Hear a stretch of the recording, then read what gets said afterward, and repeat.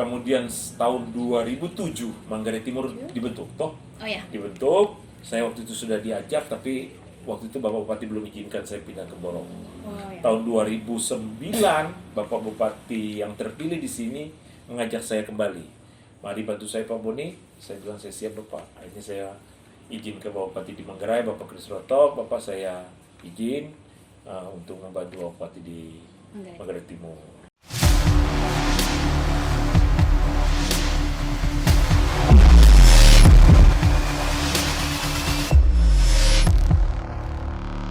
Selamat siang, salam sejahtera untuk kita semua. Saya Rinjani, host pada program podcast Kasih Semandu. Setelah sekian lama kita libur, kita rehat dari segala macam ujian, kali ini kita kembali lagi dengan episode yang lebih fresh. Hari ini kita berkesempatan hadir serta berbincang bersama salah satu tokoh inspiratif kita dari Manggarai Timur. Betul, kita sekarang hadir bersama Bapak Sekretaris Daerah Manggarai Timur. Selamat siang Bapak. Selamat siang, Adik Rinjani. Selamat siang untuk semua. Bapak, bagaimana kabarnya Bapak? Puji Tuhan, kabar baik, luar biasa. Hari ini baik sekali. Sepertinya Bapak sedikit sibuk. Iya, seperti itu. Semoga Bapak selalu sehat. Ya, amin, amin. Sebelum kita melakukan perbincangan lebih lanjut, Iya. izinkan Rinjani untuk memperkenalkan sosok Bapak kepada teman-teman. Baik. Bapak Sekretaris Daerah Manggarai Timur kita memiliki nama Bapak Insinyur Boni Hasudungan Siregar, yang lebih sering dipanggil dengan Bapak Boni. Iya, betul. Bapak memiliki asal salah satu daerah di Pulau Sumatera. Waduh, ini dari barat ke timur sepertinya, seperti itu Bapak. Saat ini Bapak berdomisili di Ruteng serta memiliki 2 orang putra dan putri. Seperti itu.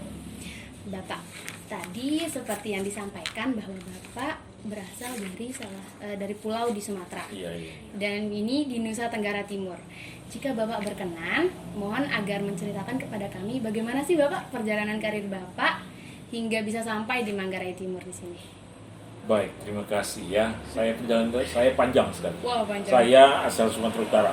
Lebih dikenal orang Batak. Ya. Tapi saya udah Indonesia. Saya bilang seperti itu kenapa? Betul. Karena saya lahir juga sudah di rantau. Sumatera, orang Batak itu kan di Sumatera Utara. Saya lahir di Palembang di Sumatera Selatan.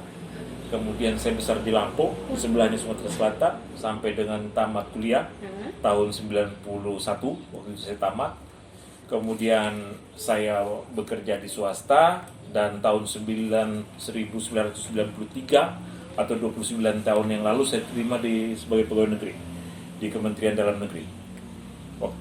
Dulu namanya masih Departemen Dalam Negeri. Sekarang namanya Kementerian Dalam Negeri. Waktu itu tesnya di Jogja tahun 92.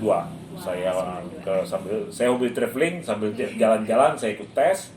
Puji Tuhan saya diterima. Kemudian saya ditempatkan di Timur tahun 93. Itu pertama kali saya merantau. Karena dari kecil sampai kuliah ya saya dengan orang tua. Iya, betul. Ya kampus juga dekat dengan rumah gitu. Jadi saya itu pengalaman saya merantau tahun 93. Jadi saya di Timur itu ditempatkan di salah satu kabupaten namanya Kabupaten Fikike, itu di selatannya Timur. Jauh. Ya sudah jauh dari Dili sekitar 180 kilo. Lumayan jauh. Dan waktu itu baru masih masa pergolakan. 93 sampai dengan 99 saya bekerja di situ. Waktu itu saya awalnya di Dinas Pertanian sebagai kepala subseksi, dulu ada eselon 5. Kemudian saya ditempatkan di Bapeda tahun 98. Tahun 99 akhir Timur lepas dari Pangkuan Republik Indonesia. Oh iya, benar. Kemudian waktu itu semua pegawai negeri dikasih kebebasan pilih di mana. Oh iya, ya toh, yang mau ke Jakarta ya ke Jakarta. Pokoknya itu hadiah terakhir lah. Ya toh. Bertepatan waktu itu saya baru menikah. Istri saya juga dari Sumatera Utara di tempat. Istri saya waktu itu masih kerja di BRI. Nah, kemudian istri saya baru nikah berapa bulan dimutasi ke Manggarai, ke Ruteng. Akhirnya saya putuskan saya ikut istri sudah. Saya ikut istri tahun 99 akhir saya ditempatkan di Bapeda itu Desember. Kemudian ya saya mulai berkarir di situ. Saya mulai lagi dari nol asli, nol betul. Waktu itu masa kerja saya sudah 6 tahun, ya udah senior dikit lah. Ya itu udah 3B, udah mendekati 3C. Tapi saya start dari nol. Iya. Saya kembali jadi tukang ketik, saya antar surat. Itu ada sekarang kepala perizinan di Ruteng itu, di Manggarai, namanya Ruben Syukur. Itu teman saya nganter-nganter surat tuh. Dia waktu itu masih CPNS. Ya, artinya saya dilatih di situ untuk menerima kembali dari nol. Ya. Karir saya mulai bergerak sampai dengan tahun 2006 saya dipercaya sebagai kepala bidang di Bapeda juga. Kemudian tahun 2007 Manggarai Timur dibentuk, dibentuk. Saya waktu itu sudah diajak, tapi waktu itu Bapak Bupati belum izinkan saya pindah ke Borong. Tahun 2009 Bapak Bupati yang terpilih di sini mengajak saya kembali. Mari bantu saya Pak Boni. Saya bilang saya siap Bapak. Akhirnya saya izin ke Bapak Bupati di Manggarai, Bapak Krisroto. Bapak saya izin untuk membantu Bapak Bupati di Manggarai Timur. Ya, kemudian berjalan semuanya 2009 September sampai dengan Januari saya nonjok. Nah, itu saya lagi dibentuk lagi saya bagaimana? Saya bersyukur waktu itu. Kenapa nonjok? saya sampaikan fair, saya bilang, kenapa saya bersyukur? Karena sejak saya di CPNS itu saya dapat kesempatan banyak gitu. Jadi saya nggak ngerasain jadi staf langsung gitu. Saya nggak ngerasain begitu saya dipercaya sebagai kepala Bapeda tahun 2010 bulan Agustus. Ya. Jadi setelah saya nonjok, kemudian saya jadi sekretaris Bapeda di bulan Februari 2010. Sekian bulan saya dipercaya sebagai kepala Bapeda. Dan kenapa saya bersyukur sempat nonjok? Karena saya ngerasain gimana sih rasanya jadi staf. Ya kan? Kenapa? Ketika saya jadi pemimpin, saya ngerasain susahnya gitu kan. Gimana? Ya sehingga saya memahami gimana rasanya kalau belum segala macam deh, banyak sekali yang kebutuhan itu. Itu saya masukkan, saya sehingga menyikapi itu 2010. Kemudian 2015 saya dipercaya dimutasi sebagai kepala badan keuangan. Mengelola keuangan daerah ini sampai dengan 2019, ada waktu itu 2018 akhir ada tes untuk seleksi ke calon sekda. Waktu itu sekda kosong, ada PLT-nya, calonnya waktu itu ada 6 orang. Ya puji Tuhan saya dipercaya untuk duduk sebagai sekda. Saya dilantik sebagai sekretaris daerah bulan Februari 2019. Jadi sekarang udah 3 tahun lebih sedikit. Itu gambaran perjalanan karir saya mulai dari nol, naik sedikit, nol lagi, naik sedikit, nol lagi. Benar seperti itu. Nah tadi itu teman-teman, jadi perjalanan karir Bapak juga tidak semulus yang dibayangkan teman-teman sekalian. Jadi harus ada naik, turun lagi, turun lagi, seperti siap mental itu. Iya betul. Tadi juga yang seperti Bapak sampaikan, menjadi pemimpin yang baik harus paham kondisi dengan bawahannya itu. Baik. Supaya tidak arogan ya. Betul Bapak. Supaya tidak soenoin atau. Betul sekali. Baik Bapak, tadi setelah perjalanan karir Bapak dari awal hingga saat ini, bagaimana Bapak planning ke depannya? Apakah Bapak akan menetap mengabdi terus di Manggarai Timur, ataukah Bapak ingin kembali ke kampung halaman tercinta? Wah ini pertanyaan sulit ya. Saya gambaran saya Manggarai Timur, Manggarai Barat itu satu kesatuan. Benar. Saya tetap hanya kita dipisahkan oleh administrasi untuk mempermudah pelayanan. Prinsip saya seperti itu. Saya tetap di Manggarai. Saya berencana dengan istri saya mungkin di Ruteng, mungkin di Labuan Bajo atau di mana, sambil saya melihat potensi usaha. Karena saya juga punya berjiwa wirausaha. Keren. Jujur, kadang saya bercanda, saya ini PNS loh. Pegawai negeri swasta, karena saya sambil berwira swasta, saya kasih istilah bukan pegawai negeri swasta, saya sambil berwira usaha supaya ya untuk menutupi kekurangan ya, supaya ketika saya jalankan. Tapi saya berwira swasta, usaha yang saya jalankan itu saya tidak mau bersinggungan dengan jabatan saya. Jadi saya nggak mau jadi kontraktor, mau jadi itu saya jujur. Itu benar pasti ada. Nanti karena dia sekda dapat saya lebih baik dari istri saya pedagang di Ruteng, istri saya pedagang pakaian, segala macam itu segala rumor-rumor yang Bapak tepis ya seperti itu. Jadi itu teman-teman, jadi kita harus menggali potensi kita, jangan merasa puas dengan satu posisi saja. Seperti itu. Jadi pelajaran yang dipetik dari perjalanan Bapak ini, NKRI harga mati Pak. Harga mati. Dari Ya. timur ke barat dimanapun ditempatkan, Benar. yang penting Iya, NKRI iya. seperti itu. Baik, Bapak Rinjani sempat stalking, mencari-cari tahu tentang Bapak melalui Ya, laman Facebook. Facebook Bahkan saya. sempat mengirimi pertemanan, seperti itu. Terus kemudian Rinjani juga tertarik pada postingan Bapak mengenai putri bungsu Bapak. Ya. Bapak sedikit menggambarkan sosok Bapak di zaman SMA. Ya. Bahkan ada salah satu postingan Bapak yang menyatakan bahwa Bapak lulus di SMA pada tahun 1986.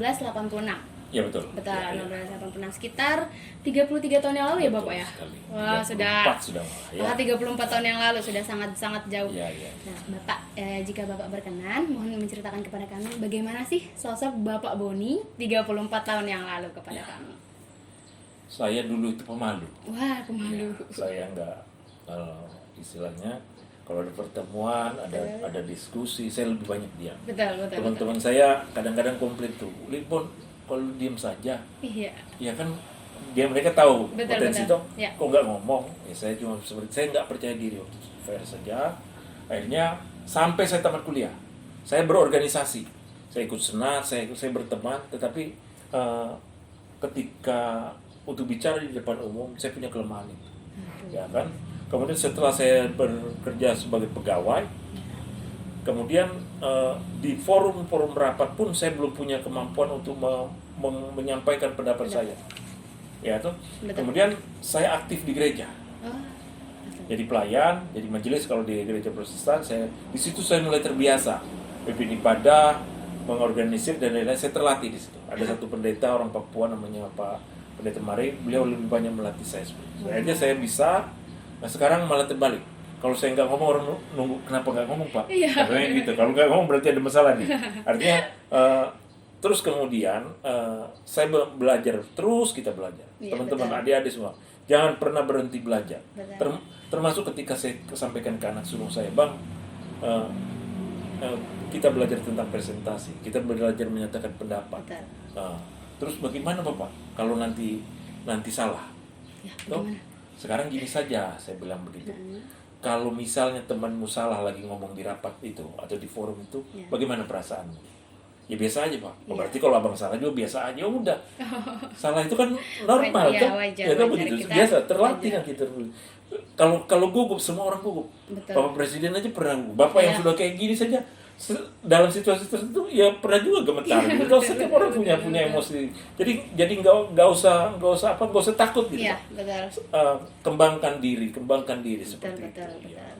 Kita harus belajar. Belajar terus, jangan berhenti terus Betul, belajar. karena Toh, tidak ada yang sempurna di dunia ini. iya, betul, benar Bapak. sekali. Tidak perlu menjadi yang sempurna, cukup melakukan yang terbaik. Seperti setuju itu. sekali. Berarti Bapak ini dulu di SMA tipe yang cool gitu, Gitu Bapak ya? aslinya seperti Cool itu. gitu ya, cool. Iya, sekarang suka banyak ngomongnya. Iya. Udah mencair gitu Bapaknya Iya, istilahnya. iya. Coolnya Proses panjang toh. Panjang, Kalau adik luar panjang biasa sekali. nih. Rinjani Aduh. masih SMA sudah oke kayak gini, Aduh. teman-teman juga yang lain itu udah luar biasa. Kembangkan terus ya. siap. Ya. Akan selalu dikembangkan seperti itu, Bapak. Nah, Bapak, seperti yang kita ketahui, masa sekolah ini tidak selamanya ada. Iya. Ada batasnya sampai di 3 tahun SMA saja. Benar. Kemudian bisa melanjutkan ke perguruan tinggi. Ya. Jadi juga tertarik sama salah satu postingan Bapak mengenai janji untuk masuk ke PTN. Ya. Dahulu namanya masih Sipenmaru. Sipenmaru. Ya, itu Sipenmaru itu kepanjangannya apa ya, Bapak? Sistem penerimaan mahasiswa baru. Oh, sistem penerimaan mahasiswa baru. Sekarang SBMPTN ya. Oh, sekarang SBMPTN. Berarti SBMPTN. Sipenmaru itu masih pakai Ya, ujian ya, dulu Bapak? kalau dulu ada namanya PMDK, sekarang SNMPTN. Oh, SM, iya. tahu ya? Oh, iya, betul. Kalau Sipenmaru zaman itu sekarang namanya SBMPTN. SBMPTN, UTBK, benar-benar. Jadi itu teman-teman jadi perbedaannya. Nah, di postingan tersebut Bapak menceritakan bahwa apabila Bapak diterima melalui jalan Sipenmaru ini, diterima di Universitas Negeri, Bapak akan mendonorkan darah Bapak. Itu berlangsung hingga saat ini ya Bapak ya? Wah, keren sekali. Jika berkenan, mohon Bapak agar menceritakan sedikit kisah dari Bapak. Iya, waktu itu gimana ya? Gimana Bapak?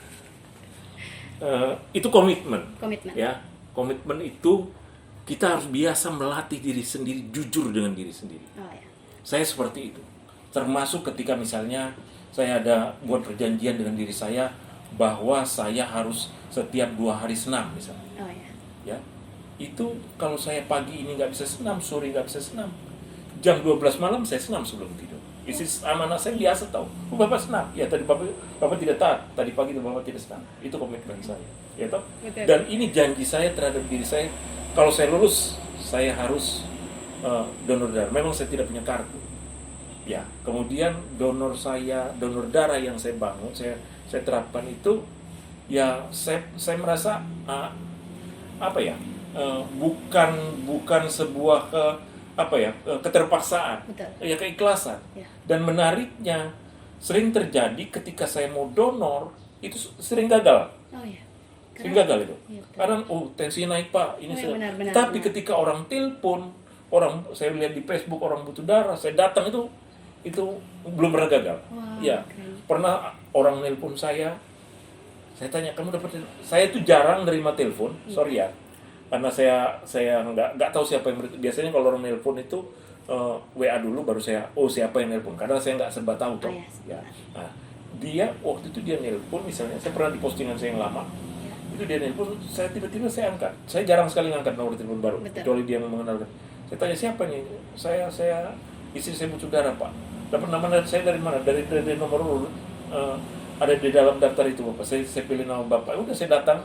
Waktu itu saya datang ya puji Tuhan saya bisa donor. Jadi itu bentuk komitmen dengan perjanjian ya, perjanjian terhadap diri sendiri. Saya coba melatih itu. Adik-adik, kalau kita bisa jujur dengan diri kita. Ya apalagi dengan orang lain kan. Oh, iya, kan kalau saya bohongi diri saya, siapa yang tahu sih? Oh iya benar. Ya toh? Iya. Ya kan betul. Tidak ada yang tahu kan? Iya benar. Seperti itu. Ya kan misalnya kayak tadi kan saya kamu donor juga nggak ada yang tahu kok. Iya, diam-diam. Ya toh betul benar, ya, benar, kan? benar. Nah, ketika kita sudah bisa jujur dengan kita, ya saya dan orang lain yang orang tahu pasti kita bohongin ya seperti itu. Itu banyak hal yang saya coba bangun, membentuk diri, melatih diri. Ketika buat komitmen ya jalankan. Begitu. Kalau enggak ya jangan buat komitmen. Kalau enggak kompensasikan. Begitu seperti itu ya. Saya ingin berbagi ya. Benar, ya betul. Berbagi bukan untuk berbagi kesombongan, tetapi kalau nilai-nilai itu menurut saya baik, betul. Saya akan posting itu. Benar. Rinjani saja malam-malam baca, terharu banget. Seperti itu istilahnya stalking kalau zaman sekarang ya. Seperti itu. Bapak, kemudian nih Bapak kan sempat merasakan bangku perkuliahan, sudah lulus juga alhamdulillahnya. Nah, beberapa teman-teman kami, bahkan kakak-kakak kami, alumni dari SMA Negeri 2 juga sudah mengecap bangku perkuliahan. Nah, bagaimana tips dari Bapak sebagai orang tua kami, sebagai Bapak kami, bagaimana cara untuk tetap bertahan untuk menyelesaikan tugas hingga akhir, misalnya menyelesaikan perkuliahan hingga akhir. Ini pesan untuk adik-adik ya. Betul. Kesempatan kuliah itu kesempatan kita menggali ilmu, betul. Mengembangkan potensi. Betul. Jadi selain kita mengikuti proses belajar, ya belajar lah ya tentang perkuliahan, melaksanakan tugas, usahakan berorganisasi. Ya. Karena ketika gini kak gambarannya teman-teman, si A dan si B mengajukan lamaran ke sebuah kantor, pengalaman sama-sama 0, IP mungkin sama-sama 3. Saya si direksi mau milih salah satu. Betul. Nah, dia lihat plusnya apa? Oh iya. Toh, dia lihat kurikulum itu pernah ketua panitia ini, pernah ini. Nah, itu poinnya Kak. Oh, dia pernah ketua panitia ini, berarti betul. Dia biasa memimpin. Betul. Oh, dia pernah anggota ini. Oh, dia biasa berorganisasi. Betul. Dia biasa bekerja sama dengan orang lain. Betul. Jadi adik-adik ada kesempatan itu masuk di dalam organisasi. Beberapa universitas, termasuk di tempat anak saya yang sulung, mahasiswa kalau belum berorganisasi di dalam kampus itu, dia nggak bakal wisuda. Jadi disyaratkan dia. Iya, jadi wajib. Iya, wajib. Jadi dia supaya dia bisa. Kemudian bagaimana bertahan? Nah, ini kita di usia 18 sampai dengan 20. Di situ masa muda ya. Iya, masa muda. Ya yang pacaran, yang bagaimana atau pergaulan. Di situ kita memfilter ya pergaulan. Siapa yang bisa berteman baik dengan kita, siapa yang tidak. Bukan memilih-milih ya. Betul. Karena kalau kita berteman dengan baik, maka kita akan baik. Biasanya ada gambaran gini Kak. Kalau kita lingkungan kita ikut membentuk kita. Betul. Ya. syukur-syukur kita bisa membentuk orang. Betul. Teman-teman kita kalau kita bisa jadi panutan juga, ya kan anak-anak muda kan boleh-boleh saja. Iya, betul, ya itu dia punya figur, oh ini teman saya yang baik nih. Bahkan doa saya saja sama terhadap anak-anak saya, Tuhan pilihkan teman-teman yang baik untuk anak-anak saya. Itu doa saya termasuk setiap hari. Betul. Benar. Wah, tuh teman-teman yang mulai masuk kuliah atau yang masih semester awal, jangan lupa berorganisasi dan pilih lingkungan yang baik. Betul. Jangan lingkungan yang toksik. Seperti itu, Bapak. Nah, Bapak, seperti yang Bapak sampaikan tadi nih, mengenai perkuliahan. Namun Bapak ada nih beberapa teman-teman yang kurang beruntung. Nah, kurang beruntung untuk bisa mencecat bangku perkuliahan. Nah, bagaimana nih Pak tips dari Bapak sendiri agar teman-teman tersebut tidak kalah bersaing, jadi tetap selalu update terhadap dunia? Baik ya, adik-adik, memang nggak semua orang mendapat kesempatan. Ya toh, tetapi kita juga belajar kan, lihat itu. Banyak pengalaman-pengalaman orang yang tidak yang suksesnya tidak berangkat dari bangku pendidikan tinggi. Banyak. Coba ada ya, saya lupa beberapa tokoh itu dia teman-teman SMA, tetapi dia terus menggali diri. Dia terus menggali potensinya. Sebenarnya kalau kita bicara tentang yang sekarang Merdeka Belajar itu apa sih? Sebenarnya Merdeka Belajar itu ya anak itu yang menggali potensinya. Tadi saya lagi pembukaan acara Expo Pendidikan, saya sampaikan Ki Hajar Dahlan Toru itu memberi gambaran tentang pendidikan itu. Pendidikan itu menuntun dia. Menuntun ya. Jadi guru yang tuturi handayani dia. Anak yang seperti bayangkan anak bayi yang baru belajar lahir, umur 1 tahun, di potensinya kan ada di anak, ya. Ya toh, potensinya ada dia yang belajar melangkah. Tugas kita apa? Menuntun itu supaya dia tidak jatuh, supaya dia tidak dia tetap berdiri tegak. Betul. Gerakan itu ada di dia. Nah, sekarang teman-teman, adik-adik, kembangkan potensi itu. Ya, banyak orang sukses yang tidak di bangku pendidikan. Ya. Kemudian lihat peluang. Mulai dari apa yang ada, berwirausaha coba. Ya, jangan berbayangkan usaha itu gini kah? Usaha itu melulu dari modal misalnya itu. Bisa karena kepercayaan. Jadi teman-teman untuk mendapat kesempatan itu pertama kembangkan diri, kemudian terus belajar. Kita belajar bisa dari YouTube, bisa dari buku segala macam. Kemudian membangun kepercayaan atas orang lain. Modal besar itu seperti itu. Contoh gini Kak, kalau saya nggak punya modal, ya toh, ketika saya bangun kepercayaan sama orang, dulu saya pernah jualan sambil bekerja. Awalnya saya bisa cuma beli barang 1 juta saja, kemudian saya kirim uang, kemudian dia kirim barang, baru saya bisa jual lagi. Terus karena pelanggan saya semakin banyak, uang saya nggak cukup. Terus saya bangun kepercayaan ke dia. Akhirnya dia kirim barang, baru saya kirim uang. Dan waktu itu saya ingat sekali, saya buat misalnya gini Kak, saya janji ini hari Kamis tanggal 1 Mei misalnya, saya akan kirim uang jam 12. Tapi waktu hari Kamis tanggal 1 Mei jam 12, saya sebelumnya saya sudah memprediksi saya belum dapat uang itu. Maka jam 10 saya sudah hubungin dia. Jangan sampai dia cemas duluan. Betul. Itu begitu jam 10 saya hubungin, Pak, saya nggak jadi kirim Pak. Saya masih sibuk, saya bla bla bla. Jujur saja. Barang saya belum laku, bla bla bla. Dia karena dia udah memberi jangan dia membuat galau. Begitu lewat jam 1, saya kirim barang Pak Boni. Pak Boni tahunya ada di Ruteng, orangnya rumahnya di mana? Oh dia dia sudah membantu kita loh. Betul. Terus orang yang sudah membantu jangan dikasih susah. Betul. Ya bikin dia nyaman, setidak-tidaknya walaupun uang belum kita kirim, dia nyaman dia. Begitu juga berbisnis itu jujur. Jujur. Mulai dari yang nol, mulai. Pokoknya seperti itu, teman-teman. Nanti modal kita itu berlipat kali ganda karena tadi kan saya beli 1 juta tuh. Ketika dia percaya sama saya, dia bisa waktu itu sampai hampir 50 juta dia kirim barang, dia percaya. Kira-kira seperti itu, teman-teman. Keren. Ya. Jadi kepercayaan, bank itu kasih kredit sama kita juga karena dia percaya sama kita. Kalau dia nggak percaya sama kita, siapa ini sih? Begitu kan agunan katakanlah satu cuma tanah seharga 50 juta tapi dia bisa kasih harga 500 juta karena dia percaya nih, sambil dia perhitungan analisis bisnisnya. Betul. Ya. Nah. Jadi nggak usah apa ya, begitu nggak bisa masuk perguruan tinggi, wah kiamat sudah, nggak gitu betul. dia. Betul. Wah, itu kalimat tidak belum bisa masuk berarti belum kiamat, bukan Belum, berarti masih banyak yang lebih cerah ke depan. Ya, masih banyak pilihan.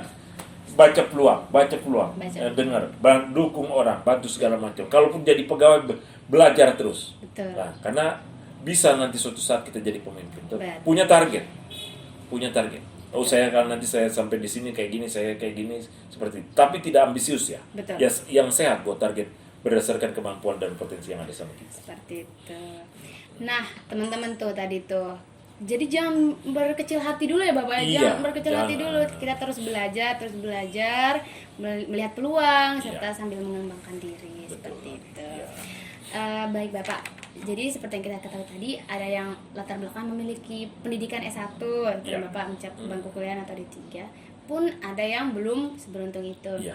Namun Bapak, sikap apa sih yang perlu ada dalam diri kita semua agar nantinya bisa menjadi sosok yang hebat, sosok yang seperti Bapak seperti itu, sosok inspiratif kita semua, selain sebagai pejabat dapat juga menjadi pebisnis yang hebat. Wah, bagaimana itu Bapak?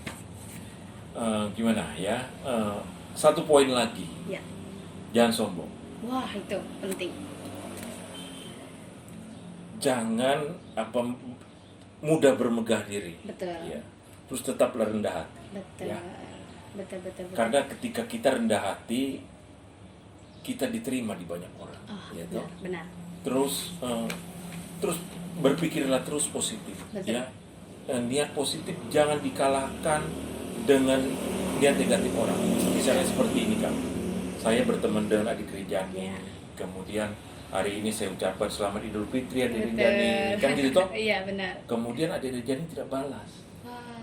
Terus tadi kan saya kirim WA, selamat Idul Fitri, niatnya baik, ya udah jadikan baik. Kalau adik Rinjani nggak balas, ya itu urusan adik Rinjani. Tapi niat baik saya jangan jadi kemarahan, saya nggak mau, rugi saya. Wah benar ya sekali.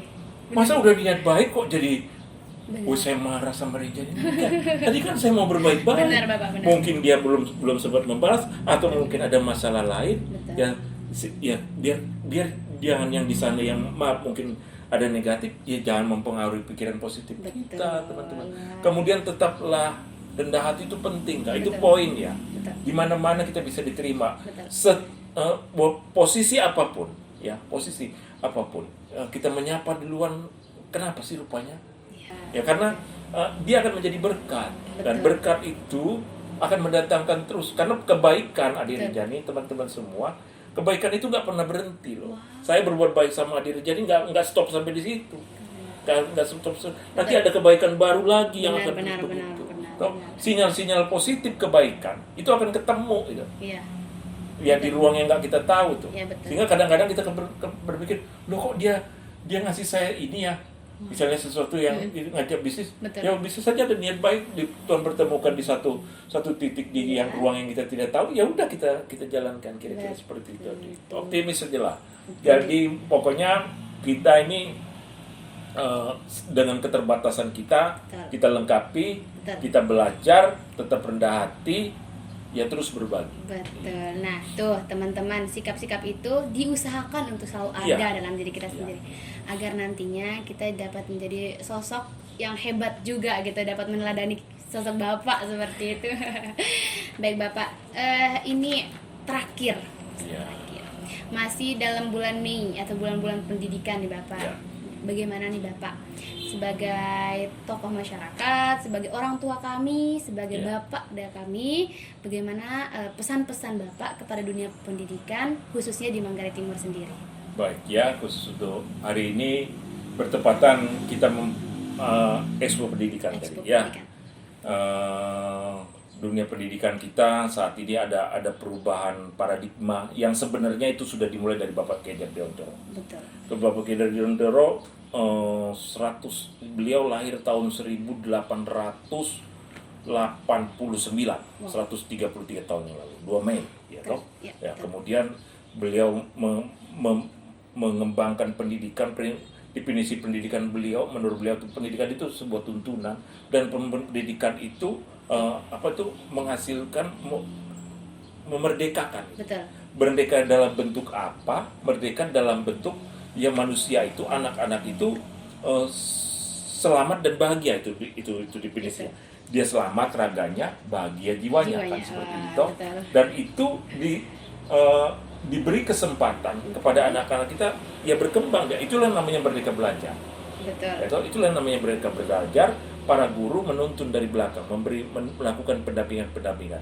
Di masa ini ada satu tujuan pendidikan nasional adalah menciptakan sumber daya manusia Indonesia yang unggul, yang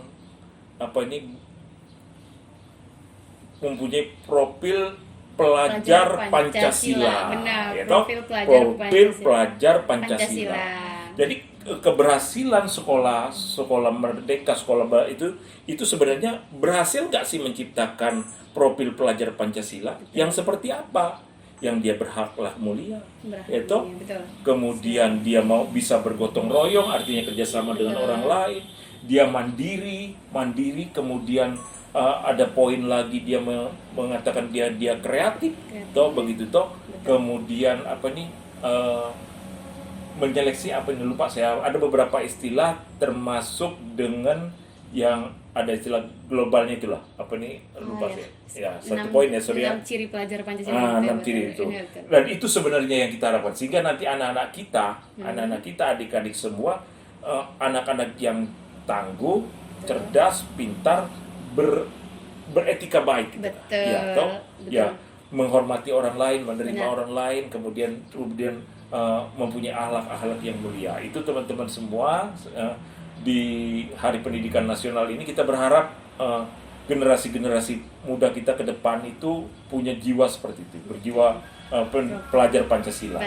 Ya toh, itu kemudian teman-teman semua satu pesan, teruslah belajar, jangan pernah berhenti.